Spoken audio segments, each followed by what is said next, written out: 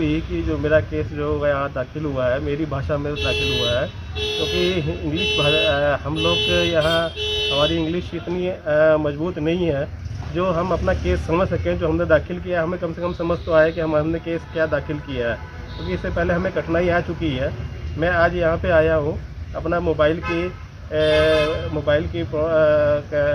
न्याय लेने के लिए मैं आया हूँ यहाँ पे, क्योंकि पहले मोबाइल में हमने एक सर्विस सेंटर के ख़िलाफ़ मेरे मोबाइल की शिकायत और सर्विस सेंटर के ख़िलाफ़ शिकायत करनी थी। तो मैंने कंपनी में मेल डाली थी, वो भी इंग्लिश में डाली थी और वो मुझे इंग्लिश आती नहीं थी। तो मैंने अपनी शिकायत को किसी के माध्यम से इंग्लिश में अनुवाद करके मेल डाली है, मगर उसका जवाब नहीं आया। तो मुझे आज मजबूर होकर न्यायालय में आना पड़ा न्याय लेने के लिए। और आप मुझे ये पता लगा कि आपके माध्यम से, अभी तक की न्यूज़ के माध्यम से जब मुझे पता लगा कि यहाँ पहले भी एक हिंदी में केस दाखिल हुआ है, तो मैं आज वकील साहब राव रियाज अहमद के पास आया हूँ कि मेरा भी केस हिंदी में दाखिल हो, ताकि क्या नाम है मुझे पता लगे और मैं उनको समझा सकूँ जज साहब को कि मैं मेरी जो शिकायत है मैं उनको जज साहब को।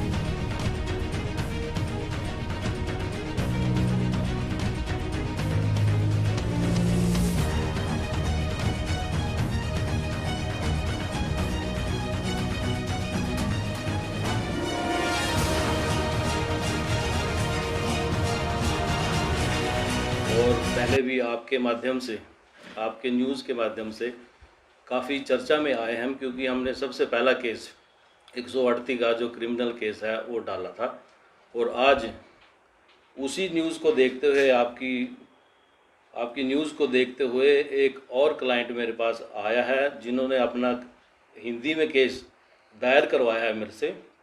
और वो कंज्यूमर कमीशन का केस है जो हम आज पहली बार उसको डालेंगे। देखिए, जब हम कोई भी काम की शुरुआत करते हैं तो उसमें थोड़ी अड़चन ज़रूर आती है, लेकिन आज हम पूरी तैयारी से जा रहे हैं। अगर कोई ऐसा कुछ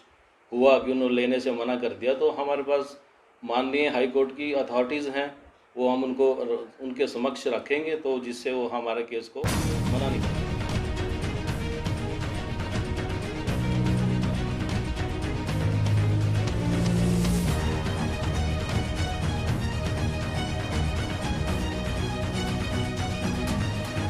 जैसा कि हम सभी जानते हैं, भारत में भारतीय भाषा अभियान और न्यायालयों में भारतीय भाषाएं स्थापित हों, इस दृष्टि से हरियाणा प्रांत ने देश भर में सबसे पहला कदम उठाया कि अपने राजभाषा अधिनियम में संशोधन करके हिंदी को डिस्ट्रिक्ट, जिला एवं सत्र न्यायालय तक के लिए अनिवार्य कर दिया गया। तो एक नया मार्ग हरियाणा प्रांत की सरकार ने, हरियाणा प्रांत ने अपनाया, जिसे सारे देश को अनुसरण उसका करना चाहिए ऐसा लगता है। और बहुत बड़ा अधिकार दिया है जनता को, न्याय जनता की भाषा में मिलना प्रारंभ हो, इस दृष्टि से। इसी प्रकार हरियाणा में यमुनानगर जिला बार एसोसिएशन के उपाध्यक्ष राव रियाज अहमद भाई ने जिस प्रकार से पहला मुकदमा दायर करके पूरे हरियाणा के अधिवक्ताओं के लिए